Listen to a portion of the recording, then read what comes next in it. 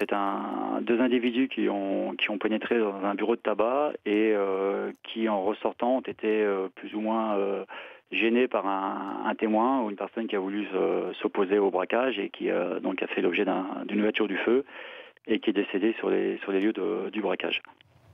Les secours sont arrivés très vite sur place, mais ils n'ont rien pu faire, voilà, c'est ça? Exactement, effectivement, la victime était en arrêt cardio-respiratoire quand les secours sont arrivés sur place pour tenter de la réanimer, mais voilà, en vain, et la personne est décédée peu de temps après.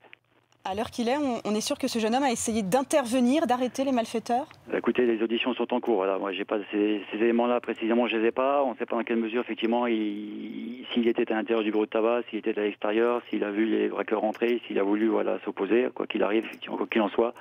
À la sortie des braqueurs, là, il a commis, j'allais dire, presque l'irréparable. Il a voulu s'interposer d'une quelque façon que ce soit, et le coup est parti. La victime avait 34 ans. On parle de 2 braqueurs. Est-ce que vous nous le confirmez? Ces 2 braqueurs sont toujours en fuite. Quel est le dispositif mis en place pour les retrouver? Alors, le dispositif qui est mis en place, effectivement, donc, dans un premier temps, c'est un contrôle de zone avec donc, des postes de patrouille de gendarmerie qui sont fixes sur des axes prioritaires avec des points névralgiques sur le terrain, et ensuite avec des véhicules mobiles à l'intérieur de façon à essayer de ratisser le maximum de routes, voire de chemins, à essayer de trouver le véhicule qui est recherché. Est-ce que vous pouvez nous dire à l'heure... On a aussi l'utilisation d'un hélicoptère qui a été engagé dès le terrain, dès les faits, avec malheureusement une météo défavorable qui ne nous a pas permis, de prolonger les recherches jusqu'à maintenant. Est-ce que vous pouvez nous dire, lieutenant-colonel Aubry, le nombre de gendarmes mobilisés et si d'autres témoins ont assisté à la scène?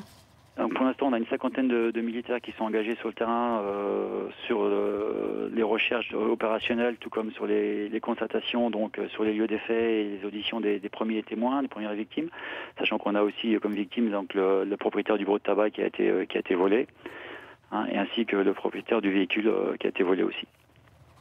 Le propriétaire du bureau de tabac victime, est-ce qu'il a subi des violences? A priori, non. D'accord. Ça arrive souvent, ce type de braquage dans la région, ou c'est plutôt exceptionnel, lieutenant-colonel? Ce qui est exceptionnel, c'est qu'effectivement, quelqu'un s'interpose et qu'on a un décès. Après, j'allais dire, ça arrive malheureusement de façon assez récurrente. On en a pas mal dans l'année.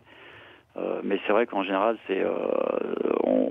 ça part sur des constatations et sur des recherches opérationnelles, voire des enquêtes qui derrière permettent souvent d'interpeller les individus.